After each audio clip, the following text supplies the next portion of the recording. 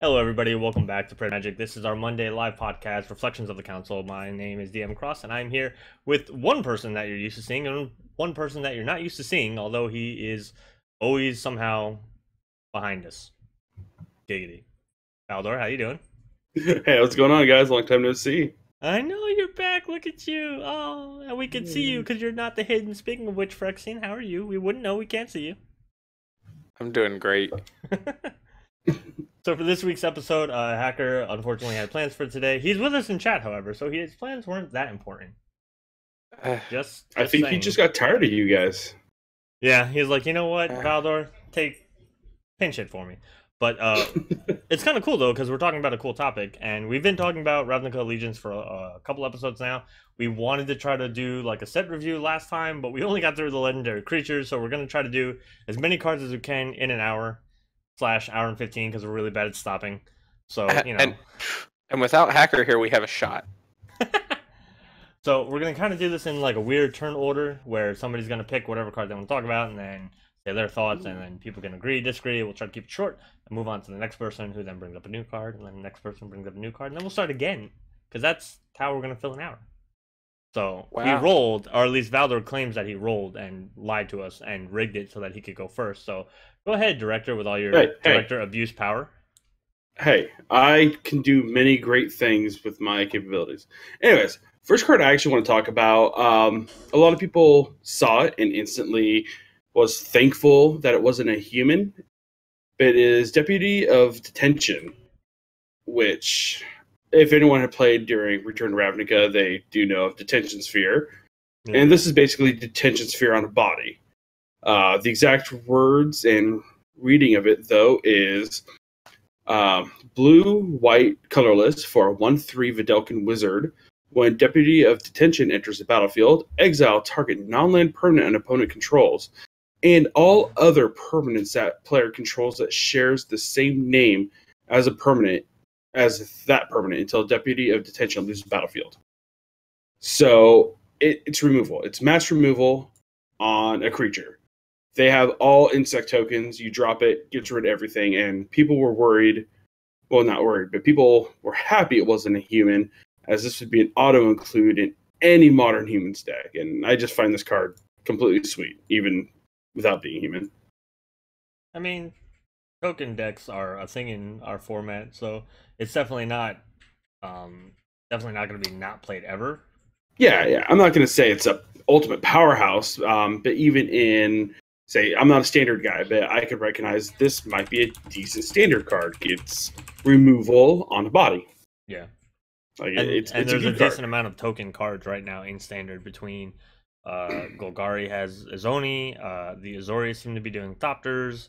The Planeswalker for the Gruul makes tokens. So yeah, token strategies are kind of a thing. Plus, in standard, just in general, right? Like mono white tokens, white black tokens, and Golgari, like the Slimefoot, like Separaling tokens are all pretty big strategies. So it's going to be interesting to see how this affects standard, not just limited, but standard in general.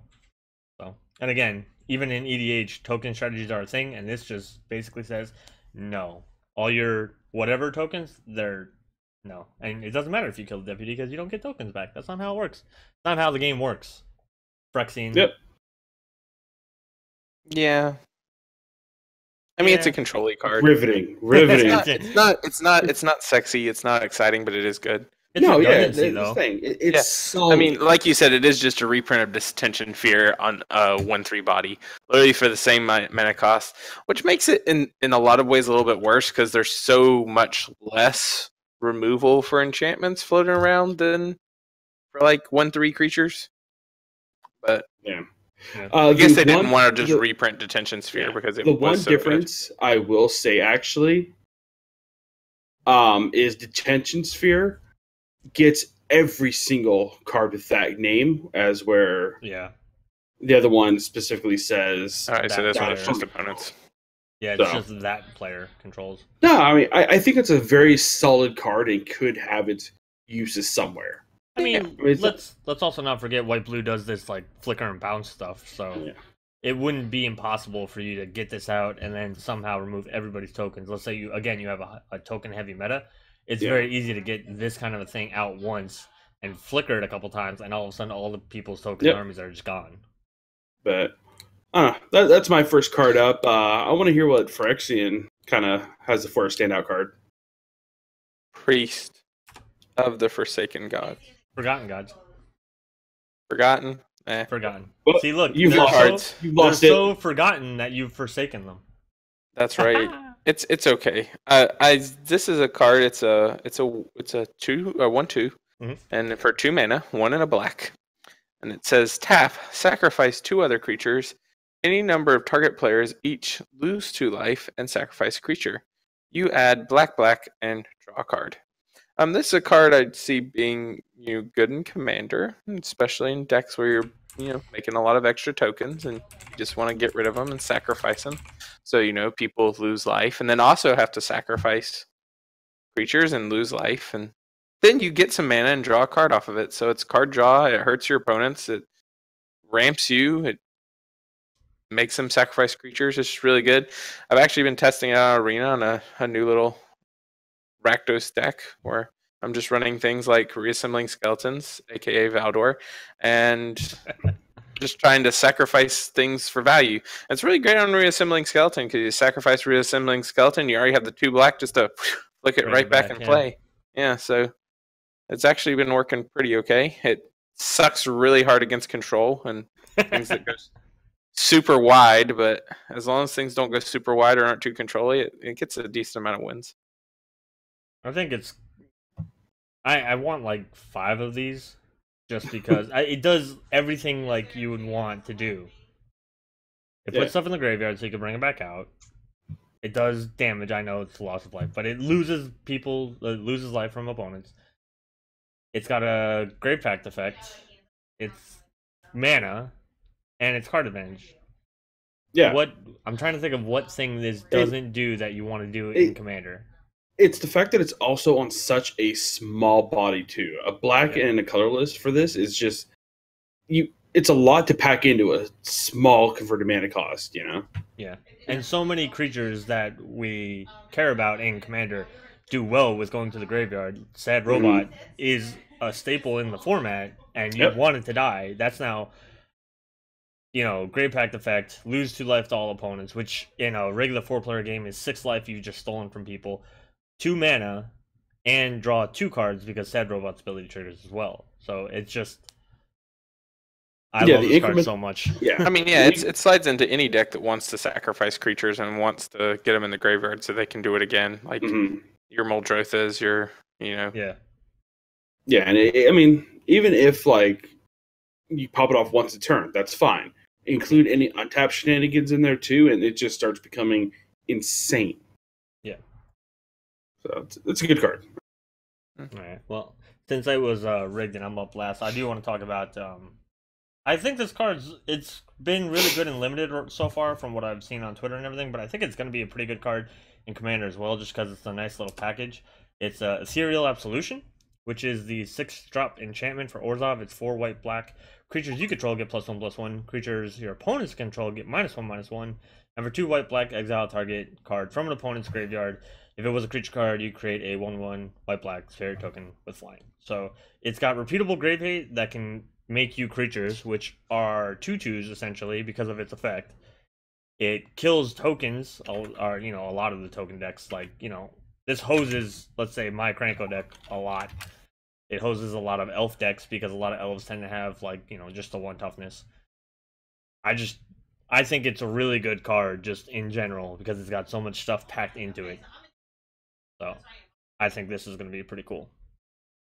Honestly, I'm not digging this card that much. Like, it has a lot of effects on it, yeah, but there are cards that do it too and better. Like, I don't know, 4 mana just seems a lot to exile a single thing, even if you're getting a spirit.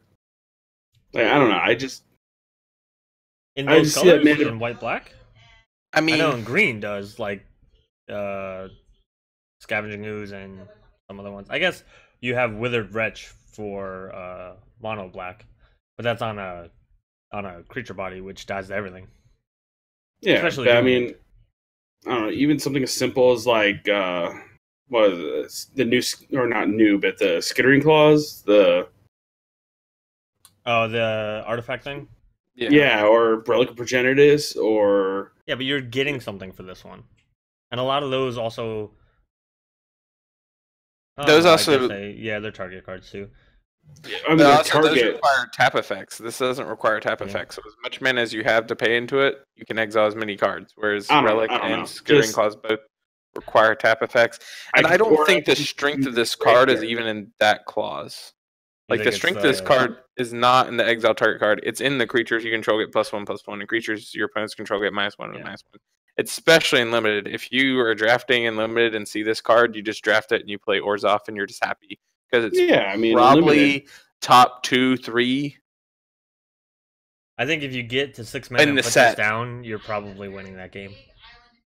Yeah, unlimited for sure. I could totally see limited, yes. And I mean, I don't think it impacts in the formats you really like, but in limited and Commander, then yeah, I think. Yeah, I'm not saying it's gonna win you every game in Commander. I just think it's gonna be a solid card. Yeah, I mean, it's like a mini Elish Norn with an extra ability. Yeah. And Elish Norn is a terrifying card. We had a conversation on Discord about what was scarier, Avacynth or Elish Norn. A lot of people were like, yeah, Elish Norn is terrifying to see. This isn't quite as strong because it's not -2/2, but it still poses a lot of decks because a lot of creatures are little baby creatures. A lot of commanders are little baby commanders. Mm-hmm. So. All right, Valdor. Okay, Valdor. Hit us up with another one. Let's keep this train rolling.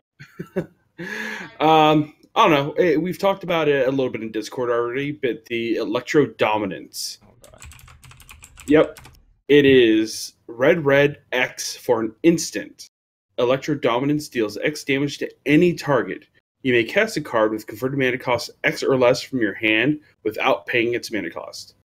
And I know Seth has jumped on this ever since Atali was spoiled way back when.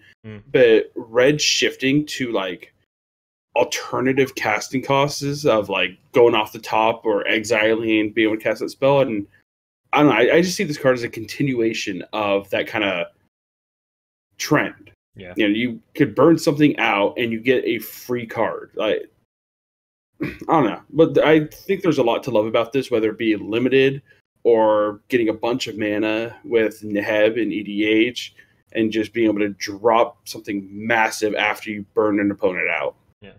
You're basically paying 2 more to deal the extra damage. Because you're getting to play the spell. Yeah. Right? And you have to pay for what that spell was. So if you were going to cast a 3-drop, you have to pay 5. So you're paying 2 more to deal CMC damage +2. So you're basically paying 1 for each point of damage plus converted mana cost damage. So it's a really good conversion of cost to damage. And cost to effect, I want to say, not just damage. Now, I do want to look real quick and see if they have... And maybe one of you guys can answer me. I just thought of this, and I don't know why I didn't think about it before. It says you may cast a card with converted mana cost extra less from your hand without paying its cost. Does that mean timing restrictions on spells still apply? You may cast a sorcery or permanent spell this way, even if it's not your turn. I just scrolled down. Yeah. So it's now 2 mana to deal that damage and give a spell flash. Yep. And So that means you can drop your creature. Yep. You can, yeah. Oh, that makes it even so much better because I wasn't even thinking about that really. Yep. Yeah, this is pay 2 to deal damage and flash in whatever spell you want in mono red. Nope. Sorry, this just jumped up. It's probably one of my favorite cards in the set. Like, this is amazing. I mean, yeah, I think it definitely sees play in a lot of things. I mean, yeah, well, Commander for sure. But we love our big dumb spells. Yeah, we love our big dumb spells in Commander, but I can even see it like sneaky in. Maybe even in Standard. I think somebody will play around with it and try to make it work. Oh no, a Standard for sure. I could see it. Yeah, doing because it's still just 2 more to get that flash effect and that damage. Getting rid of Planeswalkers because it's any target. So your Teferi, you just flash this thing in, and even if somebody counters the Electro Dominance, you still get the other effect? No, because it's all all in the one card. Okay. But I also really like the flavor text.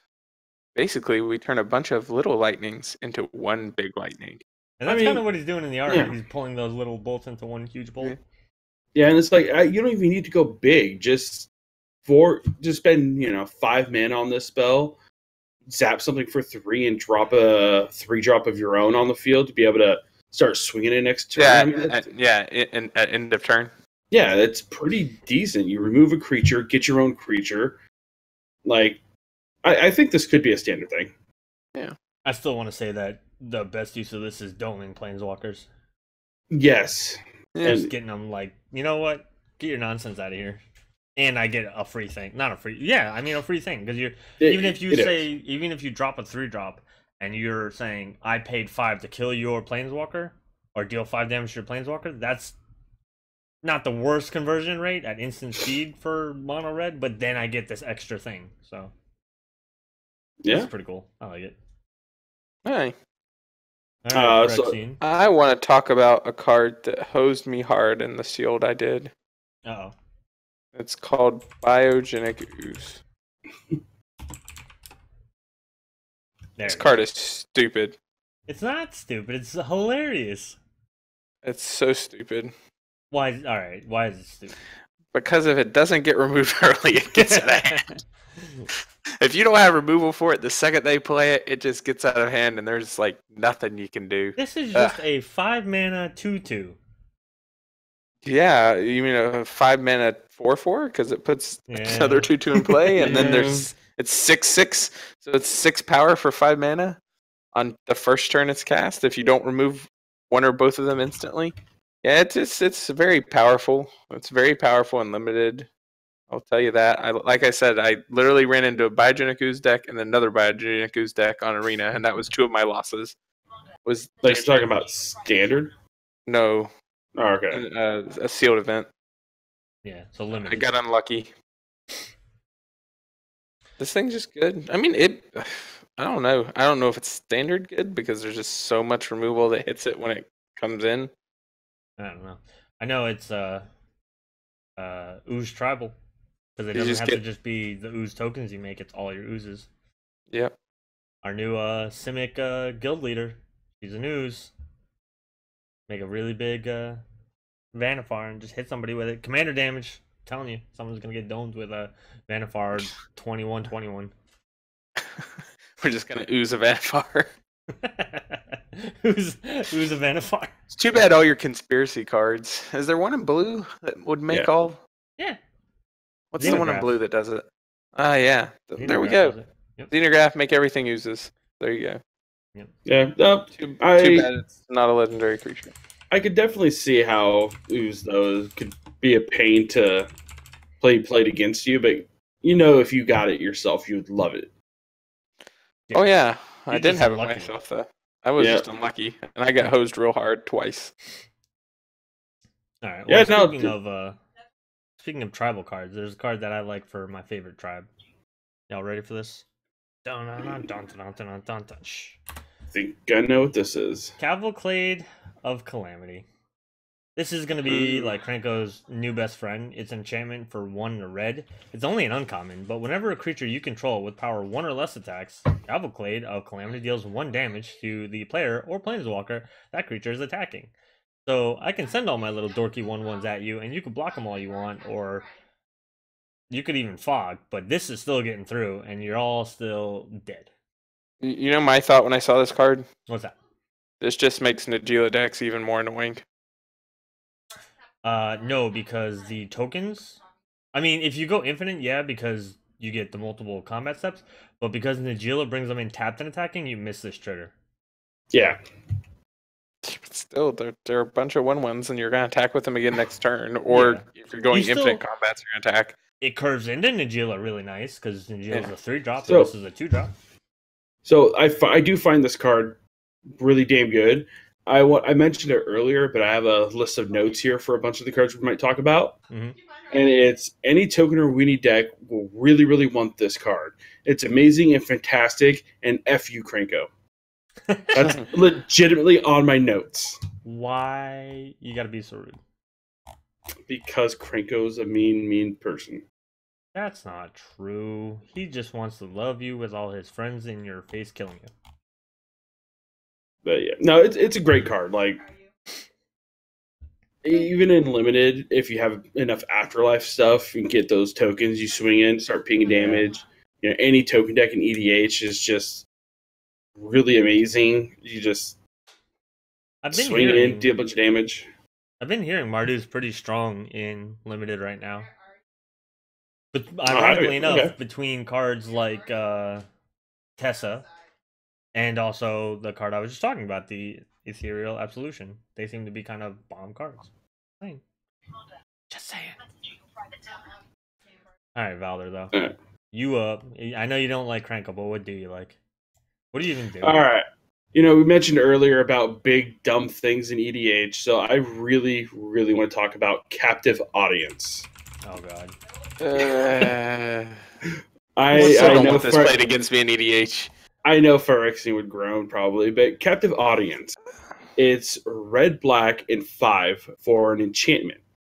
Captive Audience enters the battlefield under the control of an opponent of your choice. At the beginning of your upkeep, choose one that hasn't been chosen. So this would be the new controller choosing these options. Mm-hmm. Your life total becomes 4. Discard your hand, and each opponent creates 5 2/2 zombie creature tokens. I don't know why this card just tickles me in every way that it makes me want to build just like a red-black just Karvek. Yeah, like Karvek, Val Smasher, or Xantcha type. Like, just everything sucks. Just life sucks. Like, it doesn't even have to be prison. Just like life sucks. Oh, I'm gonna donate you that one stupid. Oh, what was it? Harmless. It was a combo back in the day. It was like harmless offerings and some black enchantment that causes people to lose the game. Yeah. Like, just that kind of deck just sucks to suck. Like, sorry, bro. It's just dumb and splashy. I don't know what else to say about this. Real quick, Hacker asked if curses were evergreen. They have to work on the world, I think, is the problem. Curses are not really a thing in Ravnica. You don't have like the usual like witches and curses and stuff like that. But yeah, they've used curses across a couple different sets at this point. Innistrad being the main one, but I just don't think it would be on flavor for this one. I think that's probably why it's not. So why it's not a curse. Phyrexian, how do you choose your options for this? If Valdor just casts this, he put it on you. It's now the beginning of your upkeep. What do you do? It depends on what kind of deck I'm playing, probably. Mm-hmm.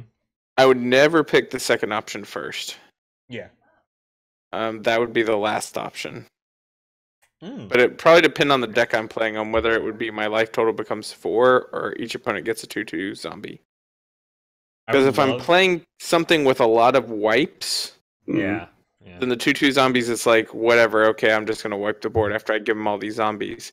Yep. If I'm playing a life gain deck or something where I can regain that life that I just lost really easily, then I might take the 4 life first and say, okay, let's hope I can find a way to remove this before I hit one of these others or someone just kills me. Yeah. But yeah, the discard your hand is the worst one. Like, that's just bad. So what if you're playing a blue deck with the Crafty Cut Purse card, where all tokens would enter the battlefield under your field instead? Well, I mean, then obviously you picked the zombie one, but that's pretty darn specific. 4-player. But it would depend on the deck between the last option and the first option. I think most often I'd probably pick the last option. Yeah. I mean, in Commander, putting 30 more power on the board, not great, but you at least should have plenty of answers to it. But I could see myself picking the first option first if I had enough life gain, or I knew I was just going to like gain a lot of it back. Yeah, I don't know. I'd be really scared to give people tokens first and then make my life become 4, because at that point you're just like, go ahead, swing it at me, kill me. Yeah, I'm talking about the options though. You have options. Yeah, I agree. It all depends on exactly what deck you're playing. This just is one of those like overwhelming splendor type cards where it's just like, F you. Is there you person? You've done something to me, and I don't like you, and this is gonna just wreck your day. Overwhelming splendor? I don't understand. I hate that card so much. Well, what's a card from this set that you do like then? Yep. Get at it. That I like. Yeah, it's your turn. Let's talk about Hydroid Crisis next. Oh god, let's not, because I don't know if I can spell it right. Nope, couldn't spell it right. Alright. It's always Yep, the I and the O I always mess up. Alright, go ahead. So Hydroid Crisis is a Simic card. Yeah. It's a jellyfish Hydra Beast. I love how all these Simic cards have like 3 like creature types this go around. I do like that. That's so interesting. I like the Simic evolving concept of being a bunch of different things. But you got a blue, a green, and X. And then it says when you cast a spell, you gain X life and half X life, sorry, and draw half X cards. Round down each time. Flying Trample. When it enters the battlefield with X +1/+1 counters on it. It's just everything Simic wants to do. Mm-hmm. It's big, dumb. Pay a lot of mana for it. Get some cards. Gain some life. I mean, it's got flying and trample. It's got. I'll say it for Hacker. It's got flample. No, it doesn't. It's Oh God! a thing. Don't. No. You know, when I'm Commander... actually pretty sure I heard someone else say it other than Hacker the other day. Yeah, the Commander versus guys have said it before. When I turned around and I made a joke out of in Bantris back when the Commander 2018 thing happened, and enchantment Bant was like a thing. Everybody was all like, "Oh, that's stupid! You can't just make 2 words, put them together, blah blah blah blah blah." But we're gonna say flample. Hey, you know what? It's okay, but. I mean, I like the card. I think it's pretty good. I think it's splashy and good in Commander. I think it's gonna see some play in Standard. So one of the editors for EDH Rec is like the bomb and limited. It's very anti-Simic. Every time a Simic card comes up, he's like, "Oh, that's just they get it too easy." Blah blah blah blah blah. He's very old manish. We call him Old Man Henry because we basically like, "Oh, back in my day, Magic wasn't so easy to play." Back in my day. They didn't have all these super overpowered creature cards. And I love the fact that like 100 abilities. Simic took something that Azorius did really well with Sphinx's Rep and said, "Let's make it better." And made Hydroid Crisis. Yeah. Like, he hates this card, I'm pretty sure. So it's kind of always funny when somebody brings it up. You can't really say it's better, just because you don't strictly better, but it is better. You gain only half the. You only gain half the life and draw half the cards. You get a big ass creature. Yeah. With Flample. Stop it. You're both fired. It's just going to be Hacker at this point. Oh, yeah. That's going to make it better. Do you want to said it first? He's fired too. I'm just channeling him. So you're just going to channeling Hacker. Please don't channel Hacker. We don't need that. We don't need that negativity in our lives. You know, I just feel like we're missing something here and needed it. It is a solid card though. Like, yeah, it's a good card. It's great. Like, the more mana, obviously you pump into it better, but it's just it's good. It's great. What's Simic good at other than just making mana? Everything. That's why it's Simic. Okay, DM. Let's see if you can spell your next card. Nope, probably can't. Yeah, I can. This one's not actually going to be that hard. This is kind of like, I think, a pet card. I don't think everybody was super thrilled to see this one. It's going to be the Lumbering Battlement, which is a 4/5 beast. You took my next one. Ah, got him. Yeah, snaked him. It's 4 and a white. It has Vigilance, which kind of like, who cares? But when it enters the battlefield, exile any number of other non-token creatures you control until it leaves the battlefield. It gets +2/+2 for each card exiled with it. I just think there's going to be some silly stuff that you can do with this, where, like, again, like, because Orzhov is one of the guilds, you tuck a Gary under this, and then you instantly sack this to the Priest of the Forgotten Gods, and then Gary comes back out and does it all over again. It's not Tessa-y because it's exiled, so you're not going to get, like, the double Tessa triggers, but I think Enter the Battlefield effects are just going to, like, love stuff like this. It's going to be this. I bet you see this in, like, a Saffron Olive deck where he's running Panharmonicon and dumb ETB stuff, whether it's Gary or something jankier, because I said Saffron Olive so naturally. So, and that's not a dig. That's just recognizing that the man's got a brand. But the man's got a brand, and yeah, even if you're not talking about standard, just EDH, any kind of flicker effect is just really good on this. Like, you have your own ETBs and a way to flicker this nonstop. Like, you just get so much value for free. Now, here's my question though. How does it work? Like, is it like Angel of Serenity and some other ones where if it exiled with the ability on the stack, all those cards just say exiled, or if it's removed with the ability on the stack, or will all those things still come back? It is not like that. That was my question on this card. This is a real question. No, I didn't know how it worked. The only way that works is if the ETB exile clause and the leave the battlefield return clause are two separate abilities.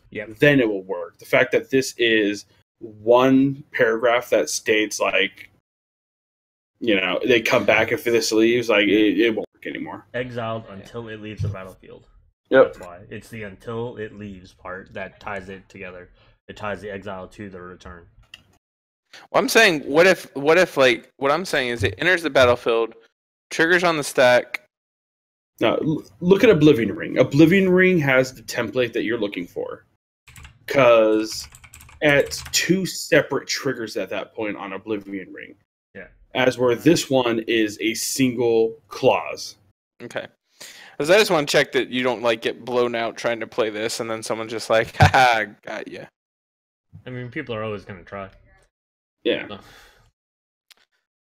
But, yeah. You have any thoughts on that besides rule questions? I mean, there? besides what you already said, it's good with ETBs, and it seems like you could do a couple interesting build arounds.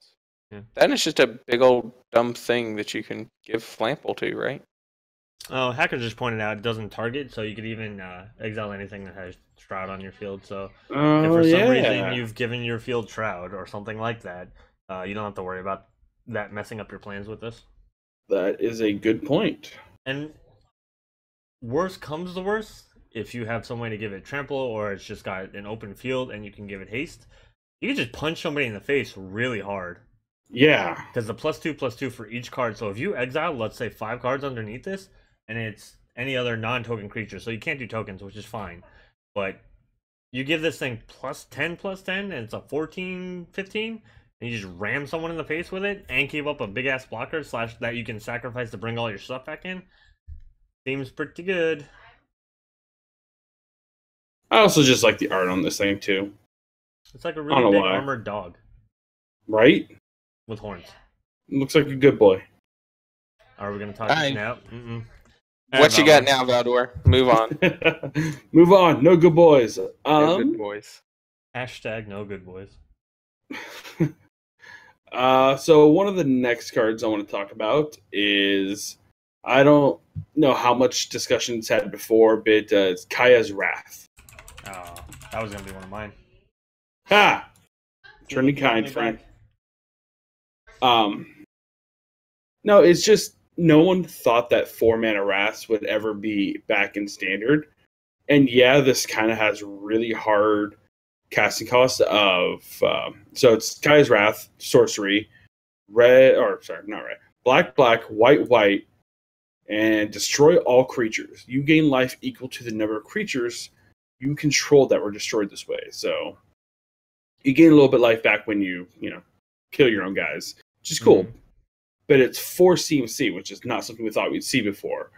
I mean, again, the casting cost is a little bit worrisome and being so hard to cast, but I think it's worth it. I don't think it'll be that hard to cast in Commander. I think you're going to see a lot of Orzhov decks running it and almost nothing else. Like, Orzhov Commander decks will run it because it's not really that hard for them to cast. Even standard decks in Orzhov colors are going to run it, but I don't know that the cost makes it so hard that's just not splashable with anything else. Like, I don't even know if I'd play it in even 3-color decks in Commander, just because at that point it's not going to be a 4-mana, it's not going to be a round on turn 4 to use. I mean, I might, but even then it's kind of awkward and hard. I think if your 3rd color is green, it's probably all right. Like Abzan? Yeah, I think it's probably alright that way, because then you're gonna probably be able to just ramp into the right colors. You're right. It's not going to probably be a turn 4 Wrath, but Yeah. most Abzan decks I think are probably trying to get off the ground to the point where if you're wrathing, if you need to wrath on turn 4 in an Abzan deck, you're like, what happened? What's gone wrong in those 4 turns? That, you know what I mean? Like, you should probably be more concerned about ramping or just removing like whatever the big dumb thing is, like the one big thing. You shouldn't have to worry about a wrath at that point. I mean, go ahead. I think too that they've shown that the willingness to still print wrath, quote unquote, like effects at 4 mana with things like Settle the Wreckage and stuff like that. I mean, I know Settle the Wreckage isn't a pure wrath, but it's actually better in a lot of ways since it exiles and that it only hits your opponents. But I don't know. But so it's interesting. I think we'll see play in some Orzhov decks. I do want to point out that it's kind of a huge flavor fail for Orzhov this set. Because how many times are you going to have a bunch of spirits left after you wrath the field because of Afterlife? And that's exactly what Kaya is not doing in this hard. Yeah. Like, she's killing spirits. That's not what this is supposed to do. Well, she's killing specific spirits because this is a spotlight card, you know, that killing very specific spirits. Everything else is just collateral damage. Hey, those Afterlife spirits could be assholes too. You don't know. You know their Afterlife. I'm gonna do this because someone has to, and there are gonna be assholes running this. This is a segue. It's called Persistent Petitioners. Oh God, can we not? I just hurt myself. It's 1 and a blue. It says 1 tap. Target player puts the top card of their library onto their graveyards. Tap 4 untapped advisors you control. Target player puts the top 12 cards of their library into their graveyards. And so this is a human advisor, so it's one of them. And then it says a deck can have any number of cards named Persistent Petitioners. Yep. New rat. And that's the part that hurts my soul.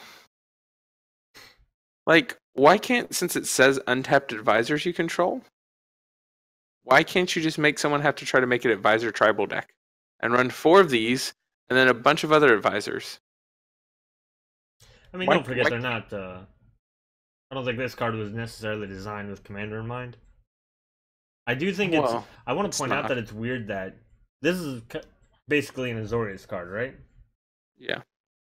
So the Azorius are the mill ones this time around? Because this is the only real hard mill your opponents.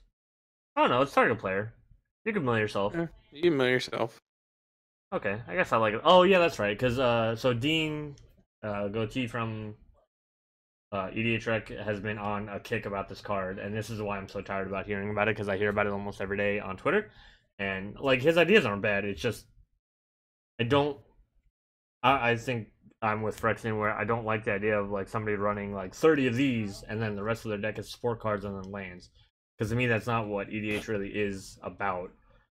I like the idea of it being hard to cut cards because you can only have one of a kind and you need to find redundant effects and you need to make sure the deck works well together. And then this is just kind of like, here, just make it easy and run all these.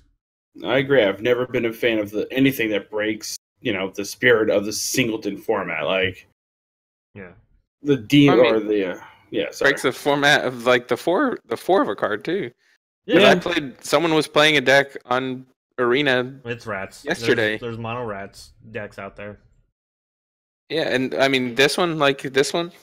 I played a deck the other day on Arena. Someone was playing this, and the only thing I saw them play was Persistent Petitioners, Islands, and draw cards like Divination. That's all they played in the whole deck. And they ended up milling me out before I could kill them. So you know what? They did their thing. Now, do I think it's good enough that it's going to break into standard or anything like that? Heck no. But, I mean, still, it's a thing some people will try. Some awful, terrible people who like mill and like breaking formats. It just combines 2 things that people hate. I don't think the mill is all that big of a deal. Because I've played mill decks before, and they're not super easy to win with. So I don't even care about that. I just care about the 4 of. Because, like you're saying, advisors, there's like 50 advisors in Magic. Really? Yeah, I looked it up when somebody was talking about advisor tribal. I think there's like 54, if I remember correctly. So it's not impossible to do. And sure, it wouldn't be easy to assemble this in standard, but like, if there were more advisors, like, I feel like that's kind of I don't want to say blame R&D because it's not blame our playtesting team, but like that's something they could have just tweaked a few things where instead of human wizard or human something else, they could have been human advisor to like make this a thing. But I don't know. It's a common, so I don't think that much thought went into it. I think it was kind of like, oh, haha, we could do this again. And this is a cute little draft thing that we'll throw in. yeah, maybe they'll get 4 of them, or maybe they'll get 5 of them, and then a little bit of redundancy, whatever. I don't know. I don't like it. I don't like it at all. Nope, trash it. Throw it out. You feel bad if you play it. I did it. I talked about a terrible card. All right, I'm gonna talk about. But it had to be talked about. It had to. I'm gonna talk about a card that's not terrible. It's not. I don't think it's great, but I think it's gonna matter for Commander specifically, and it's gonna be Smothering Ties. And I think it's important for white decks specifically. It's an enchantment. It's a 3 and a white cost. Whenever an opponent draws a card, that player may pay 2 generic mana. If the player doesn't, you create a colorless treasure artifact token with tap, sacrifice this artifact, add 1 mana of any color. Obviously, it's ramp in white, which I think is going to be really cool. So maybe they are finding ways to fix white. Like Valdor mentioned it earlier about how red's kind of getting a new direction with this like alternative casting cost strategy that they're doing with like I've been calling it the Atali effect, but because that was like the first big splashy card that did it, or the Sunbird effect actually, because I think Sunbird was before Atali. So that maybe this is white's way where it's like it's tax, right? Like, and white does taxation stuff, so we get our benefits from giving you the option to cut our benefits, but then you have to play slower to deal with us. You know what I mean? So that's fine. The only thing I don't like about this card is that it's got the Ristic Study problem. Every time I draw a card, it's like, oh, did you pay for that? Oh, did you pay for that? Oh, did you pay for that? So that's the only thing. But from like for players that are playing like mono white players or white blue players or white red players, specifically white red players, right? I think it's going to be another really good important card for them to play. I see it being picked up a lot. I really like this card for Commander in particular, because I do think that you play this on turn 4 and you're going to go around the table, and at least the first go around, no one's going to pay for it, and you're just going to have 3 more mana on your next turn. Yeah.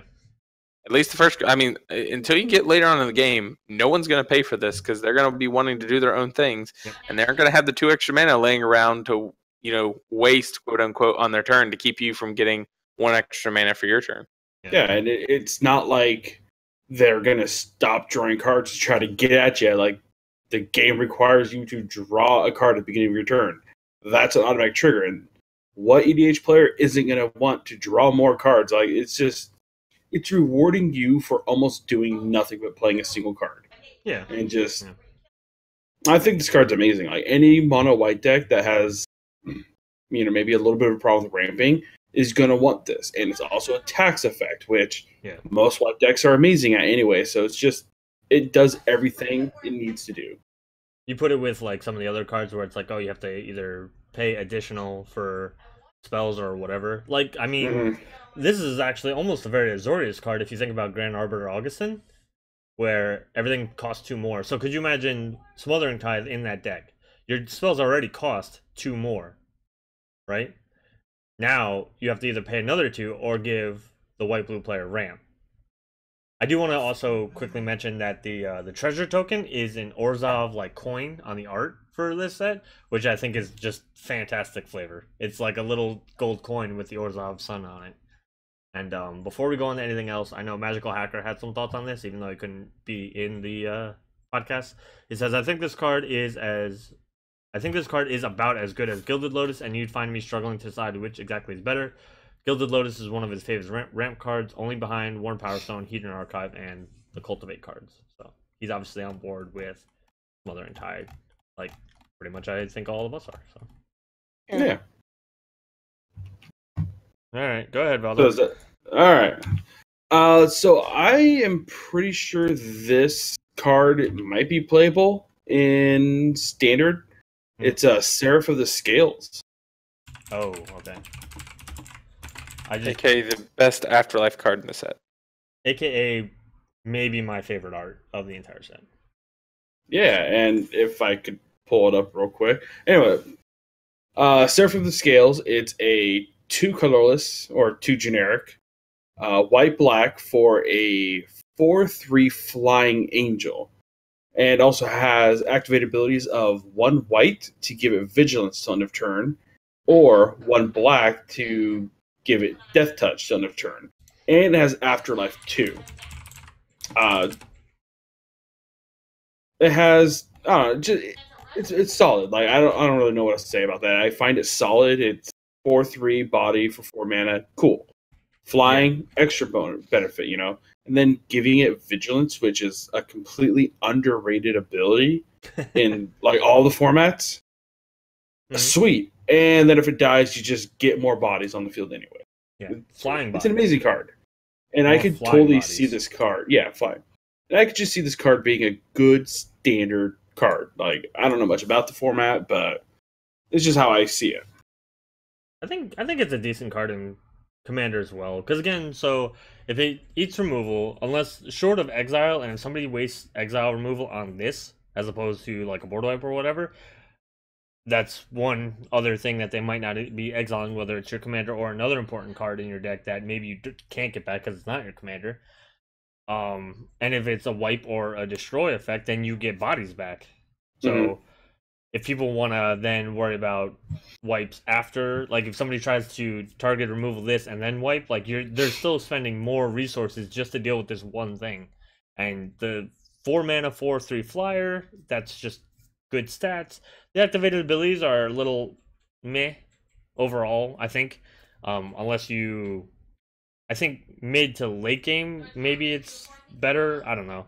I just don't like activated abilities for keywords when they could just have keywords. Like if this just had flying death touch, I wouldn't care. Or flying vigilance. I think flying vigilance would make it too strong at 4 mana. Yeah, but that's a balance thing. Yeah.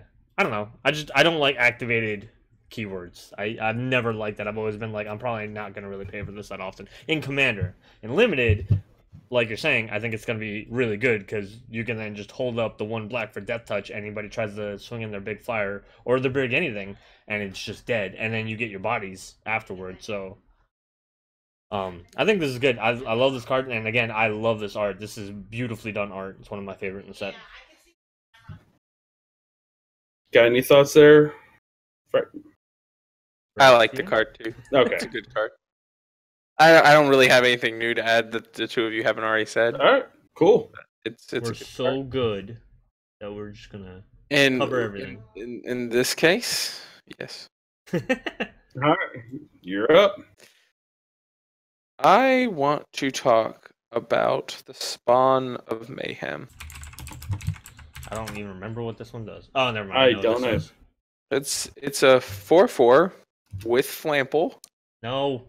Stop it. For 2, a black and a black. So 2 generic and double black. Or for Spectacle, for 1, a black and a black. And this is if an opponent has been lost life this turn. So either through damage or any loss of life effect. And it says at the beginning of your upkeep, Spawn of Mayhem deals 1 damage to each player. Then if you have 10 or less life, put a 1/1 counter on Spawn of Mayhem. So it's a big body for 4. Yeah. It's an even bigger body for 3. If you get to cast it for 3. And then it's got the added benefit of continually activating your Spectacle cards every turn. Yep. I just think it's a great card in general. Like a 4/4 flying trample for 4 is good value. Yeah. And then you add the other keywords, you add the other things on, and the fact that you can potentially get it for 3 mana instead. I just really like the card. I really like the design. I think it's one of the better cards for actually making Spectacle a thing, perhaps in Standard.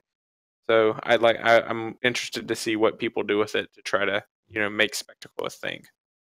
I mean, I think this can fit into a couple different decks. I think it does well with the Priest that we were talking about before, which makes everybody lose 2 life. So then you can Spectacle this in, and you get the 2 black mana from Priest, right? So that's crazy. I think it's going to be good in, what is it? Lord of Riots is the one where you have to not deal damage, but people have to lose life, right? Yeah. So this helps enable you to get Rakdos out, and it's a demon. I think it's just solid card. Again, it's a mythic. It should be a solid card, and I think it is. Real quick, Hacker asked if Seraph was the card with the highest afterlife number. There is at least 2 cards with Afterlife 2, Seraph, and then the Racketeers. And I think there's another one with Afterlife 3, but it's that 7 drop. Yeah. Oh, yeah, the Giant Warrior thing. The Giant Warrior. So the 4/4 for 7. Yeah, that one's actually has Afterlife 3. Yeah. I can't blame them for that. too many crazy things you can do with 3 creatures. Yeah, no, that definitely is a balance issue. Just too much. It'd be too much after 3. But Valdor, what do you think about Spawny? I mean, you guys basically said it all. It's a solid card. Being able to automatically enable Spectacle is just, amazing by itself without having to spend additional resources. It's good. It's good. I wouldn't mind if this was one of the demons that I won off of with Liliana's contract, even though I really need them to reprint Grizzlebrand and a commander product so I could have Liliana's 4 demons in a Liliana deck. Grizzlebrand banned. That's what I'm saying. They have to not reprint, but like make a new card for him in a commander product. Like same name, different card. A non-broken Grizzlebrand. Yeah. No, Grizzlebrand. 5 life, draw 1 card. How about that? I would take it. It could be terrible. Like Belzenlock, I think is a terrible card, but I would play it in a Liliana deck with Liliana's contract just to win that way. Because if I just get the flavor. Yeah, it's got to happen. Yeah. Like you can't. Don't do this to me. All right, who is it? Is it me? It's you, sir. Me? I get to go. All right. You. So, real quick, I want to talk about. I think it's. I don't know if it's gonna make a lot of. Oh crap! All right, everybody, turn your head because it's a split card. I can't do anything about it. It's Revival and Revenge. Revival being a 2 hybrid mana, white-black, both of them. Sorcery, return target creature with converted mana cost 3 or less from your graveyard to the battlefield, which I think is really cool. And Revenge is 6 mana. It's for a white and a black, no hybrids. Sorcery speed, double your life total. Target opponent loses half their life total, rounded up. This is 2 solid effects on 1 card for what I believe is fair casting costs. I mean, to put your life total, so let's say you're even at 10, to go from 10 to 20, and if somebody's at 20 to put them down to 10, like that's a huge life point swing. For 6 mana, that's fine. And there's a vampire that does the same thing. There's either a vampire that does it, or there is a spell that does it, or there's both. I cannot remember. I think they're in my Edgar Markov deck. I'm going to have to look after this. And then Revival, when I saw Revival, the first thing I thought of was like, oh, this just goes in Alicia decks.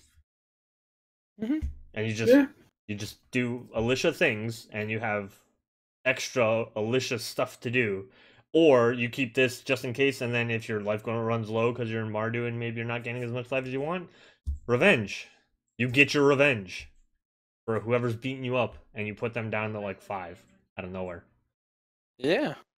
So again, I don't think it'll be like a huge bomb in EDH, but I could see a lot of people playing this in limited and standard because of Revival. I think Revival is the stronger part than Revenge because it's 2 cost and it's so easy to cast because of the hybrid mana. But that's, I guess, depending on the deck and et cetera, the usual stuff that we say about casting costs.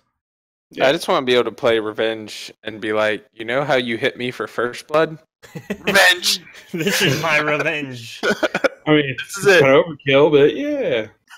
Yeah, I know it's overkill. No. You hit me first. No. You targeted me first. You said I deserve to be the one who lost life first in this game. Revenge! Look how much life you just lost. The karma's building up, and karma's threefold, right? Karma's another word for revenge. You hit me for 1, I hit you for half your life total. That's karma.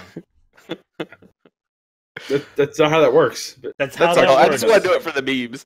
Like, I just want to do it for the memes. Be like, not even the best play. Just be like, you know what? You hit me for First Blood damage. Revenge. Yeah. Frexy's not arguing, and he's a math teacher. That's how it works. You blew up my you were the one who killed my first creature. Revenge. Oh, there you go. Frexian Hacker just says you chose me with captive audience. That's worth it. That's Revenge. Worth it. Yes. Here, I went from all these things, 4 life to 8 life, and you went from 40 to 20. That's fair. No, but in all seriousness, like any card, a single card that gets you 2 effects is great. A lot of the split cards that they have been printing have all been very mediocre, and this is probably one of the second or third one I've seen that is actually amazing on both sides, and I would totally run it in my deck that could fit it. And I mean, yeah, it's 2 cards in one. Yeah. You're cheating the system, and I know I've said I hate the spirit, or I hate the breaking of the spirit of the singleton, and this also breaks it, but you're getting 2 cards in one. Like, it's value. Amazing. So, and just to that point, I think this breaks the spirit a little less than Fuse. This gives you, this is a module spell, essentially. This is austere command. Same concept, because you can choose the different options, and you can even in austere command it's even more flexible because you can choose, what is there, 4 different options, which means there's like 8 different possible outcomes, something like that. This is one or the other. The Fuse spells, I think, were a little bit. No, I mean Fuse, I guess, were module spells too. Is choose one or both, but you just had to pay more for it. So I don't know, because we have module spells. I don't think it's as much of a break. It's because it looks like 2 cards, I think, which I really wish Scryfall would put these, horizontal. Sorry. But, I don't know. That's my thoughts on it. That it? Y'all done with that one? Yeah. Yeah, go Valdor. Come on. Go. All right. Yes, hush yourself. So, I'm gonna take this back. I'm gonna take this back to the jank. Oh God. All the jank that I hate, and just go Civic Ascendancy. Oh.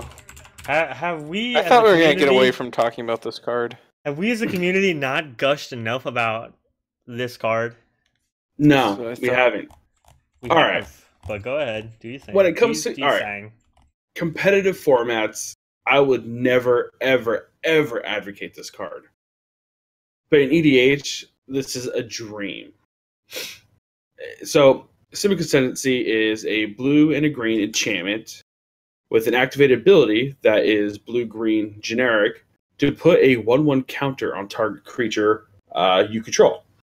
Whenever 1 or more 1/1 counters are put onto a creature you control, put that many growth counters on Civic Ascendancy. And at the beginning of your upkeep, if Civic Ascendancy has 20 or more growth counters on it, you win the game. I have been playing Magic for a long time. I was playing back in the days that Test of Endurance and Mortal Kombat were being printed. They are more like alternate win condition enchantments. So like Mortal Kombat is if you have 20 creatures in your graveyard at the beginning of your upkeep, you win the game. Or if Test of Endurance is if you have 50 or more life at the beginning of your upkeep, you win the game. And I don't know, this card just speaks to that kind of like old school player of mine when I just played strict casual. So back when Magic was bad. You shut your mouth, sir. Magic was pure and great. All right, listen here, old man Valdor. I don't know. Civic Ascendancy is fine. The only, as a rules question, whenever 1 or more 1/1 counters are put on a creature you control, right? So if you put, oh no, it is put that many. So never mind. My rules question no longer matters. I thought this was like reading the card explains the card. Well, no, I at first I thought it was like the mono white vampire from Ixalan, the priest guy, where if 1 or more vampires or non-token vampires you control attack, you only get 1. So I was worried that, like, so I understand if it was written like that, it would be 1 or more on a creature, but then if you do it for multiple creatures at the same time, they each trigger, but it doesn't matter because it's put that many growth counters on. So yep. I'll say it's like, apologize.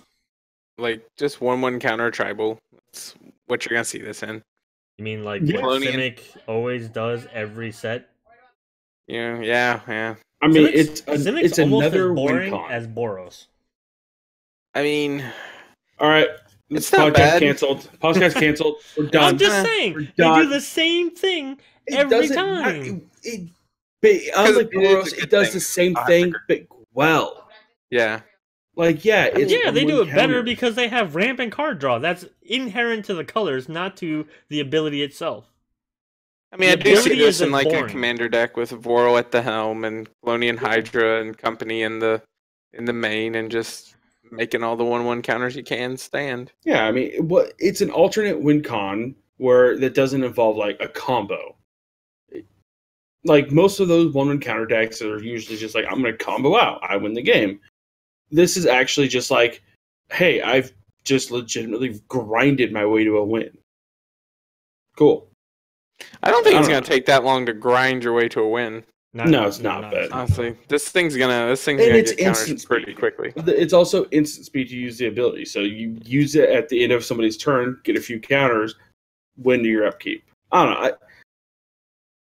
Most of the time, I don't advocate for Saffron Olive. I know he's people's spirit. I know he's people's spirit animals, and he does great content. But I don't like jank. I'm actually kind of interested in seeing what he does with this because I know he will. You know, Germany's going to try to win with this at least once this season on Commander Versus. Yes. Good old Jeremy. He's a Simic player at heart. Yeah. It's going to be somewhere either in a Villainous Wealth deck or just a Simic deck, and he's going to hate it out. But yeah, I was about to say, you know he's going to get to like 9 counters, and then, or I'm sorry, 19 counters, and then die terribly. Or he's just going to play it, and everyone's just going to be like, nope, swing. Kill him. Yeah. So Hacker had thoughts on this one too. He said, finally a card that gives +1/+1 counter decks a way to just outright win without combat. I love all win cons. Let's do a whole podcast on Liliana's contract. Seconded. So it's doubly cool in my opinion. I'm not against the all win con. I think so. I don't have a problem with the +1/+1 counter thing or what Simic does. It's just that legit Simic for Ravnica, again, just like Boros, has done the same thing every time. Look at let's look at Demir. I'm wearing a Demir shirt, so everybody's gonna be like, oh, Demir's favorite go, whatever. Transmute, Cypher, massively different, and now Surveil. Pretty different effects. Yeah. Even though between Ravnica and Return to Ravnica, their overall like card synergy was to mill other people, and Surveil is kind of mill yourself, but it's also kind of not. It's more like deck stacking. Like 3 very different things. But then you turn around and you like Simic has been doing 1/1 counters since pretty much Simic's been a thing in original Ravnica. Boros has been doing combat-y stuff since the beginning of Boros. I mean, even Azorius, like their strategy this time feels much more different because they're kind of like more combative and like again they have the mill card this time around. You know what I mean? So like even Azorius has been doing stuff different. Selesnya, like getting the soldier tokens and even taking it away from Boros, which by the way is bad because Boros doesn't have anything to begin with. You know what I mean? Like it's more of the same. More of the same. But alright, I'm done. I've complained. Alright, well my main complaint about Simic Ascendancy isn't so much that, is why does Simic get an Ascendancy and nobody else does? Because that's Simic a is good best. one. No, it's not. You shut your dirty Demir mouth. I mean that was my main thing, is just like in terms of flavor, it's like, oh, they did the ascendancies and cons block, it's like, okay, everyone got an ascendancy. Sultai had one, and everybody got in on the party. And here you have 10 guilds, and only one of them gets an ascendancy. I just didn't like it from that like design perspective of why Simic the only one that gets one. It's Which not I can respect. It's not a cycle. Well, I know it's not a cycle, but why wasn't it? But I think he's going off the fact that It was. They used why'd they but use the exact same word as the con cycle if they weren't going to make a cycle? I guess. Because the Thors.com didn't have a better answer. all right. Frexine, All right, what's Frexine. your last one? Because this is going to be the last one for the night from everybody. Oh, last one. Last one. Oh no. Uh-oh. Well, I'm gonna do 5 and 1 then. What? I'm gonna talk about the dual lands. The dual lands? The shock lands? Yeah, the Sharks. shock lands. Alright, well, I'm not going to put them all up on the screen. You do not have to put them all up on the screen. I mean, I just wanted to say that it's really nice of Wizards in both these sets to reprint these excessively expensive lands, so some people can actually excessively expensive. Ugh, I mean, when you're Before talking, this reprint, they were. Before Before the the announcement they reprint, were they getting were. reprinted, they were kind of up there. yeah, they were getting way up there for the shocks. If you were buying a playset of shocks, you're talking a few hundred. If you were buying a playset of have you ever like bought a all of them. playset of Scalding Tarns? Hey, you know what, That's- sir? Are you advocating for them to reprint those? Yes. Okay, well then, same argument that people had about shocks before this announcement. Yeah. I get where he's coming from. I couldn't afford to go buy shocks. Like, they're good lands. They're not the end of the world good lands, but it's nice to see potential for people now, like the next generation of Magic players. Because again, original Ravnica, was it original Ravnica or Return Ravnica that had them? Both. Oh, well, they're reprinted. This third generation now of Magic players, because Ravnica is apparently where the generation cutoff is. Arbitrary. I mean, why not? Go for it. It's just. I mean, you gotta admit, as a modern player, it's nice to have these reprinted to make them cheaper, so you can go buy a playset for cheaper. He already owned his playset, so they're not nice for him. Actually, no, I didn't own all of them. I was missing some. Well, now it's just nice. It's nice for this. It's nice for Commander. It's nice for other formats for these to be a little bit cheaper where they can be used. Edgar Markov by more went people. Up $20. The value of Edgar Markov went up $20 because I got the Boros one last set, then I got Orzhov and Rakdos this set. They replaced my Vivids, which suck, by the way. Because Vivids are horrible. You should never play Vivids. It's a 3-color deck, and it doesn't have that much mana fixing, Valdor. It was red, white, and black. I made do. I know. I'm a horrible person, and I won't make a deck unless I have the fetch and shocks for it. But anyways, that's not. I mean, yeah, that's a. That's a big number. I mean, I know they aren't like the sexiest card in the set or anything, but they are just good quality lands that by reprinting them, they made them cheaper. And hey, you know what? It's never a terrible thing to have shock lands in standard. You're not the sexiest card. As long as you don't put shock lands and fetches in standard at the same time again, we're fine. No, they're going to do that with next set. Didn't you hear? Not next set, but next block. Get out of here. Thing. Don't argue with me, but yeah, there are no blocks. No, we're not. All right, listen here, Matt. All right, I'm gonna go final card. I got the final card. So of course, final say. If this is gonna be the end of the podcast, we have to talk about the End Raise. Oh, the End Raise Forerunners is a 7/7 board, so not a beast. Dominate raid. Just saying. Just whatever. 4/4 beast tokens. You're stupid. Whatever. It costs 5 green. It has Vigilance, Trample, and Haste. And when it enters the battlefield, other creatures you control get +2/+2 and gain Vigilance and Trample until end of turn. They gain Trigilance. Whatever. Like, why are we doing this? That sounds stupid. Flample. Anyway, this thing's a baby like Praetor Hoof for like roughly the same. What? I like Vigilample. No. Vigilante. We're not. No. Vigilante. No. We're not doing that one. Vigilante. Personally, I like budget Praetor Hoof. Yeah. And budget's not a bad thing. It's just, it doesn't give you as much bonus, but it gives you a bonus. It pumps your team and gives them vigilance, which I honestly think is super important. Yeah. Because you could alpha strike somebody and be safe. Yeah. I actually like this for big creature decks. I think Crater Hoof is good for token decks because at the very least you're giving everything +5/+5 and the trample. I think this is good for big beast decks where you don't really need the +5/+5. It's like almost like and whatever, but the vigilance is important to keep your big beefy blockers back, like you're saying. So you use this one instead of Crater Hoof, and because there's going to be like the infinite life person, or there's just going to be somebody who has a lot of blockers or whatever, or somebody's going to bounce the stuff that comes to them, or something stupid. Somebody's going to like Aether Spouts or whatever. But I just think this is a nice alternative for different kinds of strategies. Yeah. So that's why I like it. And it's a bore, as the token should be from Dominant Raid. It never hurts to have this and Crater Hoof in a deck. I mean, you could You'd run this Crater Hoof and Pathbreaker Ibex, and then what's the name of the Decimator of Provinces? You can run all of them. Why not? It's not in a Gruul deck because this is a bore. No, it's a solid card, and like again, the fact that it has vigilance and gives vigilance, I think, is a huge boon. Like that's what brings this card to me as like, I really do want this. Yeah, and Crater Hoof's 8 too as well, right? Yeah. Off the top of my head. I can never remember if Crater Hoof was 8 or 9. Yeah, it's 5 and 3 green, the same. Same mana cost. Yeah, I don't know. I like it. But it's smaller. Crater Hoof is smaller. You gotta remember that. Yeah. It's smaller on the card. But but I mean, if whoever survives, Craterhoof's a 5/5 with Yeah, but Craterhoof's also attacking Trample for and 10 haste. at least. yeah, because it gives itself the bonus. This gives other creatures, but whatever. I still think it's like you put this again in like a big green deck or a big Gruul deck, as opposed to like a Selesnya green white 1/1 soldier token deck.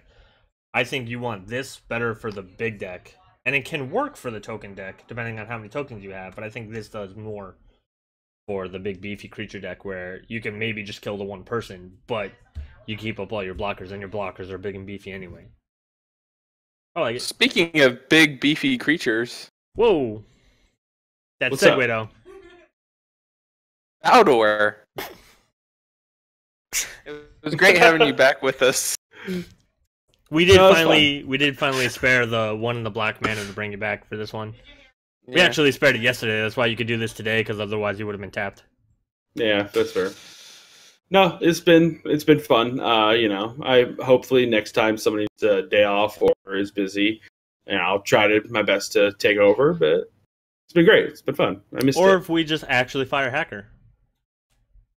All things are possible. Just saying. Mm, Brexton's already behind the idea. And look, you guys both like the one color white or whatever. That doesn't actually matter.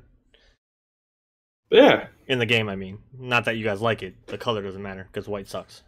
But no, so I mean, if anybody does want to find me, I'm always in the Praetor Magic Discord, as I am one of the Praetors, and I'm on Twitter at Valdor19. I'm not very good at it, but I am there.